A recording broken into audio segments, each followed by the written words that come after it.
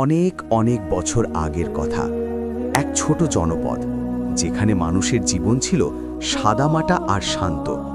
সেখানে বাস করতেন একজন পরম পরহেজগার মানুষ, যাকে সবাই তার সততা আর আল্লাহর উপর অগাধ বিশ্বাসের জন্য চিনত। তার নাম ছিল ইব্রাহিম।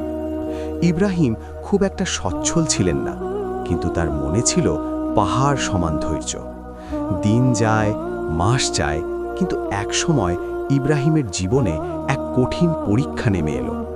ঘরে এক মুঠো দানা নেই, ছোট বাচ্চাগুলো খিদের জ্বালায় ছটফট করছে। স্ত্রীর ম্লান মুখের দিকে তাকালে তার বুকটা ফেটে যাচ্ছিল। তবুও তার মুখে কোনো অভিযোগ ছিল না। তিনি জানতেন যে রব তাকে দুনিয়ায় পাঠিয়েছেন, তিনি তাকে কখনো অভুক্ত রাখবেন না। কিন্তু মানুষের মন তো মাঝে মধ্যে বড় দুর্বল হয়ে পড়ে। অভাব যখন দরজায় কড়া নাড়ে, তখন সবচেয়ে শক্ত ঈমানদার মানুষটার বুকেও কষ্টের ঢেউ আছড়ে পড়ে। ইব্রাহিম একদিন খুব ভোরে ঘর থেকে বের হলেন। তার উদ্দেশ্য ছিল কোনো কাজ খুঁজে পাওয়া, যাতে দিনের শেষে সন্তানদের মুখে কিছু খাবার তুলে দিতে পারেন। সারা দিন তিনি এক শহর থেকে অন্য শহরে ঘুরলেন। একজনের পর একজনের কাছে কাজের জন্য গেলেন, কিন্তু কোথাও কোনো কাজ মিলল না। সূর্য যখন পশ্চিম আকাশে হেলে পড়ল, ইব্রাহিমের পা আর চলছিল না। পেটে খিদে, শরীর ক্লান্ত, আর মনে এক রাশ বিষণ্ণতা। তিনি ভাবছিলেন, খালি হাতে ঘরে ফিরলে ছোট বাচ্চাগুলোকে কি জবাব দেবেন? তাদের জলভরা চোখগুলোর সামনে দাঁড়ানোর শক্তি কি তার আছে? এই মনের অস্থিরতা নিয়ে তিনি শহরের কোলাহল ছেড়ে এক জনশূন্য প্রান্তরের দিকে হাঁটতে লাগলেন। হাঁটতে হাঁটতে তিনি এক গভীর জঙ্গলের কিনারে এসে পৌঁছলেন। সেখানে এক বিশাল প্রাচীন বটগাছ দাঁড়িয়েছিল। ক্লান্ত ইব্রাহিম সেই গাছের ছায়ায় বসে পড়লেন। চারিদিকে কি এক গভীর নিস্তব্ধতা, শুধু বাতাসের শোঁ শোঁ শব্দ আর কিছু নাম না জানা পাখির ডাক শোনা যাচ্ছিল। ইব্রাহিম আকাশের দিকে তাকিয়ে অঝরে কাঁদতে লাগলেন। তার দুই গাল বেয়ে জল গড়িয়ে পড়তে লাগল। তিনি আর্তনাদ করে বললেন, হে আমার রব, আপনি তো আসমানের মালিক, আপনি তো জমিনের মালিক, আমি তো আপনার এক নগণ্য বান্দা। আপনি কি দেখছেন না আমার সন্তানদের কষ্ট? আপনি কি জানেন না আমার শূন্য পকেটের হাহাকার? আমি কার কাছে যাব? কে আছে আপনি ছাড়া রিজিকদাতা? ইব্রাহিমের এই কান্না যেন আরশের মালিকের কাছে পৌঁছনোর এক করুণ আরতি ছিল।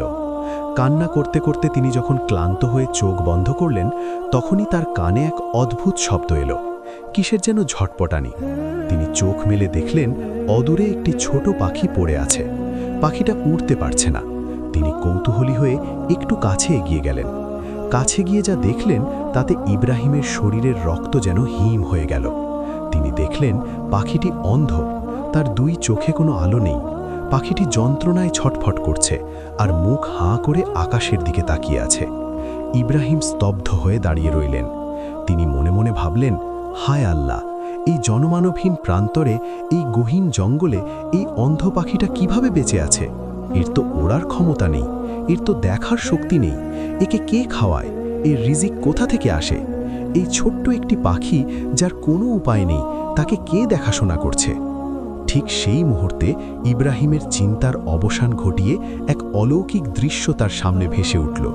তিনি দেখলেন দূর থেকে আরেকটি ছোট পাখি উড়ে আসছে। সেই পাখিটির ঠোঁটে ছিল একটি ছোট পোকা। পাখিটি এসে খুব সাবধানে অন্ধ পাখিটির কাছে বসল এবং পরম মমতায় নিজের ঠোঁট দিয়ে খাবারটি অন্ধ পাখিটির মুখে তুলে দিল। অন্ধ পাখিটি তৃপ্তির সাথে সেই খাবার খেয়ে শান্ত হল।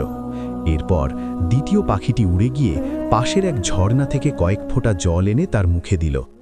এই দৃশ্য দেখে ইব্রাহিম পাথরের মতো দাঁড়িয়ে রইলেন। তার চোখের জল তখন আর কষ্টের ছিল না, তা ছিল এক পরম প্রাপ্তির আর কৃতজ্ঞতার জল। তিনি আকাশের দিকে তাকিয়ে আবার ডুকরে কেঁদে উঠলেন। তার মনে হলো, যে আল্লাহ এই গভীর জঙ্গলের এক অন্ধ পাখিকে খাওয়ানোর জন্য অন্য একটি পাখিকে নিয়োজিত করতে পারেন, সেই আল্লাহ কি তার সৃষ্টির শ্রেষ্ঠ জীব মানুষকে না খেয়ে রাখবেন? রিজিকের জিম্মেদারি তো একমাত্র তারই হাতে। আমরা বৃথাই দুনিয়ার মোহে পড়ে অস্থির হয়ে যাই। ইব্রাহিমের মনের সব মেঘ এক নিমিষেই কেটে গেল। তিনি বুঝতে পারলেন, রিজিক শুধু চেষ্টার ওপর নির্ভর করে না, তা নির্ভর করে আল্লাহর ইচ্ছার ওপর। তিনি তার ছেঁড়া চাদরটি গায়ে জড়িয়ে নিয়ে আবার শহরের দিকে হাঁটতে শুরু করলেন। কিন্তু এবার তার মনে কোনো ভয় ছিল না, ছিল না কোনো হাহাকার। তার হৃদয়ে তখন প্রগাঢ় বিশ্বাস যে আমার রব আমার জন্য ঠিকই ব্যবস্থা করে রেখেছেন। হাঁটতে হাঁটতে ইব্রাহিম যখন বাজারের কাছাকাছি পৌঁছলেন, তখন এক ধনী ব্যবসায়ী তাকে ডেকে বললেন, ওহে যুবক, তোমাকে কি আমি আগে কোথাও দেখেছি? তোমার চেহারাটা খুব চেনা লাগছে। ইব্রাহিম বিনীতভাবে বললেন, আমি এক মুসাফির, কাজের খোঁজে ঘুরছি। ব্যবসায়ীটি কিছুক্ষণ তার দিকে তাকিয়ে থেকে বললেন, আমার একটা মালবাহী কাফেলা আজ ভোরে রওনা হওয়ার কথা ছিল, কিন্তু আমার প্রধান পাহারাদার হঠাৎ অসুস্থ হয়ে পড়েছে। তুমি কি পারবে এই কাফেলার সাথে যেতে? বিনিময়ে তোমাকে আমি উপযুক্ত পারিশ্রমিক দেব এবং তোমার পরিবারের জন্য 1 মাসের অগ্রিম খাবার দিয়ে দেব। ইব্রাহিম থমকে দাঁড়ালেন। তার চোখের সামনে আবার সেই অন্ধ পাখিটির দৃশ্য ভেসে উঠল। তিনি মনে মনে বললেন, সুবহান আল্লাহ, আমার রব কত দয়ালু। যেখানে সারাদিন ঘুরে কাজ পাইনি, সেখানে তিনি গায়েবী উপায়ে আমার দরজায় রিজিক পাঠিয়ে দিলেন। ইব্রাহিম কাজটা নিলেন এবং অগ্রিম পাওয়া খাবারগুলো নিয়ে দ্রুত নিজের ঘরের দিকে রওনা হলেন। তার মনে হচ্ছিল আজ তিনি পৃথিবীর সবচেয়ে ধনী মানুষ, কারণ তিনি জেনে গেছেন রিজিকের মালিক কোনো মানুষ নয়, কোনো চাকরি নয়, বরং রিজিকের মালিক শুধুই মহান আল্লাহ তাআলা। ইব্রাহিম যখন তার জরাজীর্ণ কুড়েঘরের সামনে পৌঁছলেন, দেখলেন তার স্ত্রী দরজায় দাঁড়িয়ে উৎকণ্ঠার সাথে অপেক্ষা করছেন। তার চোখ দুটো লাল হয়ে আছে, হয়তো সারাদিন তিনিও কেঁদেছেন। ইব্রাহিমকে হাসি মুখে আর হাতে প্রচুর খাবার নিয়ে ফিরতে দেখে তার স্ত্রীর চোখের কোণে আনন্দের জল চিকচিক করে উঠল। ইব্রাহিম ঘরে ঢুকে খাবারগুলো নামিয়ে রাখলেন এবং তার স্ত্রীকে সেই অন্ধ পাখির কাহিনীটি বিস্তারিত শোনালেন। দুজনে মিলে জায়নামাজে দাঁড়িয়ে আল্লাহর দরবারে শুকরিয়া আদায় করলেন। সেই রাতটা তাদের কাছে ছিল জীবনের সবচেয়ে শান্তিময় রাত। কিন্তু এই কাহিনী এখানেই শেষ নয়। ইব্রাহিম যখন সেই ধনী ব্যবসায়ীর কাফেলার সাথে যাত্রা শুরু করলেন, তার হৃদয়ে তখন এক নতুন প্রশান্তি বিরাজ করছিল। কাফেলা মরুভূমির ধুলো উড়িয়ে এগিয়ে চলছিল দূর দেশের পথে। উটের গলার ঘণ্টার শব্দ আর মরুভূমির তপ্ত বাতাসের শো শো শব্দ মিলে এক অদ্ভুত সুর তৈরি করছিল। ইব্রাহিম তার দায়িত্ব পালনে ছিলেন অটল, কিন্তু তার মনের কোণে সারাক্ষণ সেই অন্ধ পাখিটির স্মৃতি ভাসছিল। তিনি ভাবছিলেন, আল্লাহ যদি মরুভূমির এই জনমানবহীন প্রান্তরে ক্ষুদ্র প্রাণীদের আহার দিতে পারেন, তবে এই বিশাল কাফেলা আর এই মানুষগুলোর ভাগ্যে যা লেখা আছে তা নিশ্চয়ই যথাসময়ে পৌঁছে যাবে। কাফেলার অন্যান্য পাহারাদাররা যখন তাদের বেতন আর ভবিষ্যৎ নিয়ে দুশ্চিন্তা করত, ইব্রাহিম তখন মুচকি হাসতেন। তার এই হাসি ছিল এক গভীর আত্মবিশ্বাসের প্রতিফলন। যাত্রার পঞ্চম দিনে এক ভয়াবহ বালুঝড় শুরু হলো। মরুভূমির আকাশ কালো হয়ে এলো আর বাতাসের ঝাপটায় চারপাশ অন্ধকার হয়ে গেল। কাফেলার সবাই দিকভ্রান্ত হয়ে পড়ল। যখন ঝড় থামল, তারা দেখল তারা মূল রাস্তা থেকে অনেক দূরে সরে এসেছে। চারদিকে শুধু ধু ধু বালু চর, কোথাও পানির চিহ্ন নেই। কাফেলার সর্দার এবং সেই ধনী ব্যবসায়ী বিচলিত হয়ে পড়লেন। তাদের কাছে যে পরিমাণ পানি ও খাবার ছিল তা দ্রুত ফুরিয়ে আসছিল। মানুষের মনে ভয় জেঁকে বসল। তবে কি এই মরুভূমি হতে চলেছে তাদের শেষ ঠিকানা? তৃষ্ণায় বুক ফেটে যাচ্ছিল অনেকের। ঘোড়া আর উটগুলো ক্লান্তিতে নুয়ে পড়ছিল। ঠিক এই চরম সংকটের মুহূর্তে ইব্রাহিম সবাইকে শান্ত থাকার অনুরোধ করলেন। তিনি বললেন, যে মহান সত্তা আমাদের এই মরুভূমিতে এনেছেন, তিনি আমাদের পথ দেখানোর মালিক। আপনারা ধৈর্য হারাবেন না। ব্যবসায়ীটি রেগে গিয়ে বললেন, ইব্রাহিম, এখন ধর্মের কথা বলার সময় নয়। আমাদের চোখের সামনে মৃত্যু নাচছে। যদি পানির সন্ধান না পাই, তবে কালকের সূর্য আমরা আর দেখতে পাব না। ইব্রাহিম ধীরস্থির কণ্ঠে বললেন, মালিক, যে আল্লাহ জঙ্গলের অন্ধ পাখিকে খাওয়ান, তিনি এই তৃষ্ণার্ত কাফেলাকেও ভুলে যাবেন না। আপনারা শুধু তার উপর ভরসা রাখুন। এই বলে ইব্রাহিম কাফেলা থেকে কিছুটা দূরে সরে গিয়ে নির্জনে দাঁড়িয়ে 2 হাত তুলে মোনাজাত শুরু করলেন। তার চোখ দিয়ে তখন টপ টপ করে জল পড়ছিল। তিনি বলছিলেন, হে আমার রব, এই মানুষগুলো আপনার উপর ভরসা হারিয়ে ফেলছে। আপনি এদের ঈমানকে রক্ষা করুন। আপনি তো মুসা আলাইহিস সালামের জন্য পাথর থেকে পানির ধারা বইয়ে দিয়েছিলেন। আপনি তো ইসমাইল আলাইহিস সালামের জন্য জমজম সৃষ্টি করেছিলেন। আজ এই মরুভূমিতে আপনার কুদরত দেখান। ইব্রাহিম যখন সিজদায় পড়ে কাঁদছিলেন, তখন হঠাৎ এক বৃদ্ধ মুসাফির কাফেলার কাছে এসে হাজির হলেন। তার পরনে সাদা পোশাক, ধুলোবালি মাখা শরীর, কিন্তু চোখে এক স্বর্গীয় জ্যোতি। তিনি কাফেলার সর্দারকে উদ্দেশ্য করে বললেন, তোমরা কি পানির তালাশ করছো? সর্দার অবাক হয়ে বললেন, হ্যাঁ বাবা, আমরা মরতে বসেছি। আপনি কি জানেন কোথাও পানি আছে? বৃদ্ধ লোকটা অদূরে একটি বিশাল পাহাড় দেখিয়ে বললেন, ওই পাহাড়ের আড়ালে যাও, সেখানে এক পুরনো কুয়া আছে যার পানি কখনো ফুরায় না। এই কথা বলে বৃদ্ধটি যেন নিমিষেই বাতাসের সাথে মিলিয়ে গেলেন। কাফেলার সবাই অবাক হয়ে সেই পাহাড়ের দিকে দৌড়ালো। সেখানে গিয়ে তারা দেখল সত্যি এক স্বচ্ছ পানির কুয়া। সবাই প্রাণ ভরে পানি পান করল, উটগুলোকে খাওয়ালো এবং নিজেদের মশক ভরে নিল। কাফেলার মানুষেরা আনন্দে আত্মহারা হয়ে গেল। ব্যবসায়ীটি ইব্রাহিমের কাছে এসে লজ্জিত হয়ে মাথা নিচু করে দাঁড়ালেন। তিনি বুঝতে পারলেন ইব্রাহিমের বিশ্বাসী আজ তাদের বাঁচিয়ে দিয়েছে। যাত্রার কয়েকদিন পর তারা গন্তব্যে পৌঁছালেন। ব্যবসায়ীটি তার ব্যবসায় অভাবনীয় লাভ করলেন। তিনি খুশি হয়ে ইব্রাহিমকে তার প্রাপ্য বেতনের চেয়ে 10 গুণ বেশি পারিশ্রমিক দিলেন। শুধু তাই নয়, তিনি ইব্রাহিমকে 1 বস্তা স্বর্ণমুদ্রা উপহার দিতে চাইলেন। কিন্তু ইব্রাহিম বিনয়ের সাথে তা প্রত্যাখ্যান করলেন। তিনি বললেন, মালিক, আমার যতটুকু প্রয়োজন তা আপনি দিয়েছেন। এই অতিরিক্ত সম্পদ আমি নিতে পারবো না। আমার রিজিক যতটুকু আল্লাহ বরাদ্দ করেছেন ততটুকুই আমার জন্য যথেষ্ট। ব্যবসায়ীটি অবাক হয়ে গেলেন। তিনি জীবনে অনেক মানুষ দেখেছেন, কিন্তু এমন নির্লোভ আর বিশ্বাসী মানুষ আগে কখনো দেখেননি। তিনি ইব্রাহিমকে বললেন, তোমাকে আমি ছাড়ব না। তুমি আমার ব্যবসার অংশীদার হয়ে যাও। তোমাকে কোনো কাজ করতে হবে না, শুধু তোমার এই বরকতময় উপস্থিতি আমার সাথে রেখো। ইব্রাহিম ভাবলেন, এটিও হয়তো আল্লাহর এক পরীক্ষা। তিনি রাজি হলেন, তবে একটি শর্তে, তার আয়ের একটি বড় অংশ অভাবী আর অসহায় মানুষের মাঝে বিলিয়ে দেওয়া হবে। ব্যবসায়ী রাজি হয়ে গেলেন। এরপর থেকে ইব্রাহিমের দিনগুলো বদলে যেতে লাগল। যে মানুষটা কিছুদিন আগে এক মুঠো অন্নের জন্য হাহাকার করছিল, আজ তার হাত দিয়ে হাজার হাজার মানুষের রিজিকের ব্যবস্থা হচ্ছে। কিন্তু এত ঐশ্বর্যের মাঝেও ইব্রাহিম সেই পুরনো দিনের অভাবকে ভুলে যাননি। তিনি প্রতিদিন ভোরে উঠে আল্লাহর শুকরিয়া আদায় করতেন। তার ঘর এখন পাকা হয়েছে, সন্তানের মুখে হাসি ফুটেছে, কিন্তু তার জীবনযাপন আগের মতোই সাদামাটা রয়ে গেছে। 1 বছর পর ইব্রাহিম যখন নিজের বাড়িতে বসে বিশ্রাম নিচ্ছিলেন, তখন একজন জীর্ণ শীর্ণ বৃদ্ধ লোক তার দরজায় কড়া নাড়ল। লোকটি ক্ষুধার্ত ছিল এবং তার পরনের কাপড় ছিল শতছিন্ন।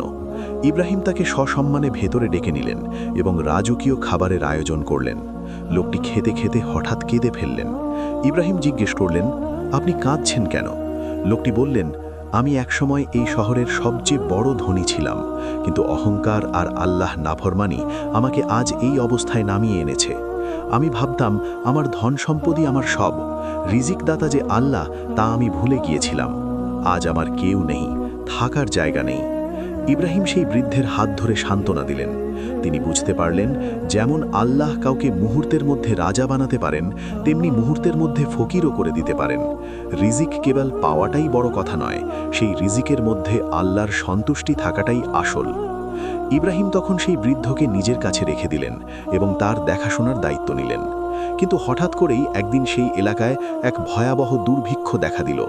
টানা কয়েক মাস বৃষ্টি নেই, মাঠের ফসল পুড়ে ছাই হয়ে গেছে, শহরের ভাণ্ডার শূন্য হয়ে আসছে। হাহাকার পড়ে গেল চারদিকে। মানুষ দিশেহারা হয়ে একে অপরের খাবার কেড়ে নিতে লাগলো। ইব্রাহিম দেখলেন তার ভাণ্ডারেও খাবার কমে আসছে, কিন্তু তার মুখে কোনো দুশ্চিন্তা নেই। তিনি জানতেন যে আল্লাহ কাফেলাকে মরুভূমিতে বাঁচিয়েছিলেন, তিনি এই দুর্ভিক্ষেও কাউকে মরতে দেবেন না। তবে এবারের পরীক্ষাটা ছিল অন্য সবগুলোর চেয়ে আলাদা। দুর্ভিক্ষ এমন এক পর্যায়ে পৌঁছালো যে ইব্রাহিমের নিজের ঘরেও খাবার শেষ হয়ে এলো। তার স্ত্রী এসে বললেন, ইব্রাহিম, আজ আমাদের শেষ খাবারটুকুও শেষ হয়ে গেছে, কাল থেকে আমরা কি খাবো? ইব্রাহিম শান্ত গলায় বললেন, ধৈর্য ধরো, আমাদের রিজিকের মালিক কি বদলে গেছেন? আল্লাহ তো এখনও আছেন। ঠিক সেই রাতে ইব্রাহিম এক স্বপ্ন দেখলেন। স্বপ্নে তিনি দেখলেন সেই পুরনো জঙ্গলের অন্ধ পাখিটি তার জানালার পাশে এসে বসে আছে এবং মানুষের ভাষায় কথা বলছে। পাখিটি বলছে, হে ইব্রাহিম, ভয় পেও না, তোমার পরীক্ষা এখনও শেষ হয়নি। কাল সকালে তোমার দরজায় এমন একজন অতিথি আসবেন যার হাতে থাকবে তোমার এবং এই পুরো শহরের মুক্তির চাবিকাঠি। ইব্রাহিমের ঘুম ভেঙে গেল। তার সারা শরীর ঘামছে, কিন্তু মনে এক অদ্ভুত শিহরণ। কে সেই অতিথি? কি তার পরিচয়? কেনই বা তার উপর নির্ভর করছে পুরো শহরের ভাগ্য? ইব্রাহিম ফজরের নামাজ পড়ে দরজার সামনে গিয়ে বসলেন। তার চোখ দুটো প্রত্যাশায় ভিজে উঠছে। ভোরের আলো তখনও পুরোপুরি ফোটেনি। আকাশের এক কোণে ম্লান হয়ে আসা শুক তারাটাও যেন ইব্রাহিমকে এক অজানা আশার বাণী শোনাচ্ছিল। ইব্রাহিম তার বাড়ির সদর দরজায় বসে অপলক তাকিয়ে আছেন পথের দিকে। চারদিকে দুর্ভিক্ষের এক বিভীষিকা। বাতাসের প্রতিটি ঝাপটায় যেন কান্নার শব্দ ভেসে আসছিল। পাশের বাড়ির ছোট বাচ্চাটার ক্ষুধার্ত আর্তনাদ ইব্রাহিমের হৃদয়ে তীরের মতো বিঁধছিল। ঠিক এই সময় ধুলোমাখা পথ দিয়ে একজন মানুষকে হেঁটে আসতে দেখা যাচ্ছে। লোকটির শরীর থরথর করে কাঁপছে, হাতে একটা লাঠি আর কাঁধে একটা ছোট ঝোলা। তার পা ফেলার শক্তি নেই বললেই চলে। ইব্রাহিম দ্রুত এগিয়ে গেলেন। কাছে গিয়ে দেখলেন লোকটির ঠোঁট দুটো তৃষ্ণায় ফেটে চৌচির হয়ে গেছে, চোখ দুটো কোটরাগত। ইব্রাহিম তাকে ধরে ভেতরে নিয়ে এলেন। ঘরে তখন শেষ এক মগ পানি আর এক টুকরো শুকনো রুটি অবশিষ্ট ছিল, যা তার স্ত্রী তাদের সন্তানদের জন্য পরম মমতায় বাঁচিয়ে রেখেছিলেন। ইব্রাহিম কোনো দ্বিধা না করে সেই পানি আর রুটিটুকু আগন্তুকের সামনে রাখলেন। তার স্ত্রী আড়াল থেকে অবাক হয়ে দেখছিলেন, কিন্তু একটিও কথা বললেন না, কারণ তিনি জানেন তার স্বামী আল্লাহর রাস্তায় বিলিয়ে দিতে কখনো পিছু হটেন না। আগন্তুক সেই রুটিটুকু মুখে দিয়ে তৃপ্তির এক দীর্ঘশ্বাস ফেললেন। এরপর ইব্রাহিমের দিকে তাকিয়ে এক মায়াবী হাসিতে মুখ উজ্জ্বল করে তুললেন। তিনি বললেন, ইব্রাহিম, তুমি কি জানো তোমার এই শেষ সম্বলটুকু আমাকে দেবার প্রতিদান কত বড় হতে পারে? ইব্রাহিম মাথা নিচু করে বললেন, হে মুসাফির ভাই, আমি প্রতিদানের আশায় আপনাকে দিইনি। আমি দিয়েছি কেবল সেই রবের সন্তুষ্টির জন্য, যিনি আমাকে কোনোদিন অভুক্ত রাখেননি। আগন্তুক এবার দাঁড়িয়ে গেলেন। তার অবয়ব যেন মুহূর্তের মধ্যে বদলে গেল। এক অলৌকিক জ্যোতি যেন তাকে ঘিরে ধরল। তিনি বললেন, শোনো ইব্রাহিম, আল্লাহ তোমার উপর সন্তুষ্ট হয়েছেন। তোমার বিশ্বাস আজ আরশের দেয়ালে প্রতিধ্বনিত হয়েছে। যে অন্ধ পাখিকে তিনি মরুভূমিতে খাওয়ান, সেই একই রব আজ এই দুর্ভিক্ষ পীড়িত শহরকে বাঁচানোর ফয়সালা করেছেন। তুমি এখনই শহরের মানুষকে গিয়ে বলো, তারা যেন শহরের বড় ময়দানে জমা হয়। আল্লাহ তার রহমতের বৃষ্টি আর রিজিকের ভাণ্ডার খুলে দিচ্ছেন। ইব্রাহিম পাগলের মতো ঘর থেকে বেরিয়ে এলেন। তিনি প্রতিটি পাড়ায় পাড়ায় গিয়ে চিৎকার করে বলতে লাগলেন, ওহে আল্লাহর বান্দারা, নিরাশ হয়ো না, আমাদের রব আমাদের ডাকছেন। চলো সবাই ময়দানে গিয়ে তার কাছে পানাহ চাই। হাজার হাজার ক্ষুধার্ত, ক্লান্ত আর আশাহত মানুষ ময়দানে জমা হলো। সবার চোখে মুখে শুধু এক ফোঁটা পানির আকুতি। ইব্রাহিম ময়দানের মাঝখানে দাঁড়িয়ে দুই হাত আকাশের দিকে তুললেন। তার কণ্ঠ তখন আবেগে রুদ্ধ হয়ে আসছে। তিনি বলতে শুরু করলেন, হে আমাদের মাবুদ, আমরা আপনার গুনাহগার বান্দা। আমরা রিজিকের চিন্তায় আপনার উপর ভরসা হারিয়ে ফেলেছিলাম। আমরা ভুলে গিয়েছিলাম যে আপনিই উত্তম রিজিক দাতা। আমাদের মাফ করে দিন মওলা। আমাদের এই ছোট ছোট নিষ্পাপ শিশুদের মুখের দিকে তাকিয়ে আপনি দয়া করুন। ইব্রাহিমের সাথে সাথে হাজার হাজার মানুষের কান্নায় পুরো আকাশ যেন কেঁপে উঠল। সেই কান্নার মধ্যে কোনো কৃত্রিমতা ছিল না, ছিল এক পরম সমর্পণ। ঠিক তখনই এক অলৌকিক দৃশ্য দেখা গেল। উত্তর আকাশে একখণ্ড ঘন কালো মেঘ জমা হলো। মুহূর্তের মধ্যে পুরো আকাশ অন্ধকার হয়ে এলো। হঠাৎ কড়াত করে বিদ্যুৎ চমকালো আর শুরু হলো মুষলধারে বৃষ্টি। মাসখানেকের তপ্ত মরুভূমির বুক শীতল হয়ে এলো। মানুষ বৃষ্টির পানিতে স্নান করতে লাগলো, খুশিতে একে অপরকে জড়িয়ে ধরল। কিন্তু অলৌকিকতা এখানেই শেষ ছিল না। বৃষ্টির মাঝেই খবর এলো, রাজপথ দিয়ে বিশাল এক কাফেলা আসছে। সেই কাফেলায় শত শত উট বোঝাই করা গম, খেজুর আর খাবার। কাফেলার অগ্রভাগে ছিলেন সেই ব্যবসায়ী যার সাথে ইব্রাহিম একসময় সফর করেছিলেন। ব্যবসায়ীটি ইব্রাহিমকে দেখে ঘোড়া থেকে নেমে দৌড়ে এলেন এবং তাকে জড়িয়ে ধরে কাঁদতে লাগলেন। তিনি বললেন, ইব্রাহিম, বিশ্বাস করো, আমি অন্য এক দেশে যাচ্ছিলাম, কিন্তু মাঝপথে এক স্বপ্নে দেখলাম এক জ্যোতির্ময় পুরুষ আমাকে বলছেন, এখনই তোমার সব মালামাল নিয়ে ইব্রাহিমের শহরে যাও। সেখানে আমার বান্দারা কষ্টে আছে। আমি পথ চিনতাম না, কিন্তু আমার উটগুলো যেন অদৃশ্য এক ইশারায় নিজে থেকেই এই পথে চলতে শুরু করলো। আমি আজ বুঝতে পারলাম রিজিকের জিম্মেদারি কার হাতে। পুরো শহর সেদিন উৎসবের নগরীতে পরিণত হলো। মানুষের অভাব মিটে গেল। কিন্তু এই ঘটনা ইব্রাহিমের মনে এক গভীর ক্ষত এবং প্রশান্তি উভয়ই রেখে গেল। তিনি বুঝতে পারলেন আল্লাহ কখনো কখনো আমাদের অভাব দেন আমাদের ঈমান পরীক্ষা করার জন্য। তিনি দেখতে চান আমরা কি তার উপর ভরসা রাখি নাকি দুনিয়ার উসিলার ওপর। ইব্রাহিম তখন সেই রহস্যময় আগন্তুককে খুঁজতে ঘরে ফিরে এলেন, কিন্তু ঘরে গিয়ে দেখলেন কেউ নেই। শুধু সেই মাটির পাত্রে এক ফোঁটা পানি মুক্তার মতো চকচক করছে, যা স্পর্শ করতেই ইব্রাহিমের সারা শরীর এক আধ্যাত্মিক সুবাসে ভরে গেল। তিনি বুঝতে পারলেন সেই মুসাফির কোনো সাধারণ মানুষ ছিলেন না, তিনি ছিলেন আল্লাহর পক্ষ থেকে পাঠানো এক বিশেষ রহমত। ইব্রাহিম এরপর বহু বছর বেঁচে ছিলেন। তিনি বড় বড় রাজপ্রাসাদে থাকতে পারতেন, কিন্তু তিনি সেই জরাজীর্ণ কুঁড়ে ঘরেই তার বাকি জীবন কাটিয়ে দিলেন। তার দরজায় আসা কোনো ভিখারি কোনোদিন খালি হাতে ফিরে যায়নি। তিনি তার সন্তানদের শেখাতেন রিজিক মানে কেবল খাবার নয়, রিজিক হলো আল্লাহর দেওয়া নিরাপত্তা, মনের শান্তি আর নেক আমলের তৌফিক। তিনি বলতেন, যখন দেখবে পকেট খালি তখন আকাশের দিকে তাকাও, কারণ তোমার পকেট ভরার দায়িত্ব যার, তিনি আরশে আজিবে বসে তোমাকে দেখছেন। ইব্রাহিমের এই কাহিনী প্রজন্মের পর প্রজন্ম ধরে মানুষের হৃদয়ে বিশ্বাসের প্রদীপ জ্বালিয়ে রেখেছে। তার কবরের পাশে আজও যেন সেই মায়াবী বাতাসের শো শো শব্দে আল্লাহর জিকির শোনা যায়। গল্পের এই শেষ প্রান্তে এসে আমার বুকটা যেন ফেটে যাচ্ছে। আজ আমরা কত ছোট ছোট কারণে আল্লাহর ওপর নাখুশ হই। অভাব যখন আসে আমরা দিশাহারা হয়ে পড়ি, অথচ আমরা ভুলে যাই সেই রবের কথা যিনি মাতৃগর্ভে আমাদের খাবারের ব্যবস্থা করেছিলেন, যেখানে আমাদের কোনো হাত ছিল না। আমরা ভুলে যাই সেই মালিককে যিনি পাহাড়ের ভেতরের কালো পাথরের গর্তে থাকা ক্ষুদ্রতম পিঁপড়াকেও অভুক্ত রাখেন না। ও আমার প্রিয় ভাই ও বোনেরা, আপনারা কি শুনতে পাচ্ছেন আমার এই কান্না ভেজা আরতি? একবার কি আপনার মনের গভীরে প্রশ্ন করেছেন কার জন্য এই সব অস্থিরতা? দুনিয়ার এই মায়া তো একদিন শেষ হয়ে যাবে, কিন্তু আমাদের রবের জিম্মেদারি কোনো দিন শেষ হবে না। হায় আল্লাহ, আমার কণ্ঠ আজ রুদ্ধ হয়ে আসছে। আমাদের এই দুর্বল ঈমানকে আপনি ক্ষমা করুন। আমরা বড় অসহায়, বড় গুনাহগার। আমরা মাঝে মধ্যেই আপনার রহমত থেকে নিরাশ হয়ে পড়ি। আমাদের শেখান কিভাবে আপনার উপর ভরসা করতে হয়। আমাদের সেই অন্ধ পাখিটির মতো বিশ্বাস দান করুন, যে জানতো তার ডানা না থাকলেও তার রিজিক দাতা তাকে ভুলে যাবেন না। মওলা, আমাদের এই পৃথিবীতে আর কাউকে পকেটের অভাবে, খাবারের অভাবে লজ্জিত করবেন না। আপনি তো গনি, আপনি তো রাজ্জাক। আমাদের সেই রিজিক দান করুন যা আমাদের আপনার পথে নিয়ে যায়, যা আমাদের ঈমানকে মজবুত করে।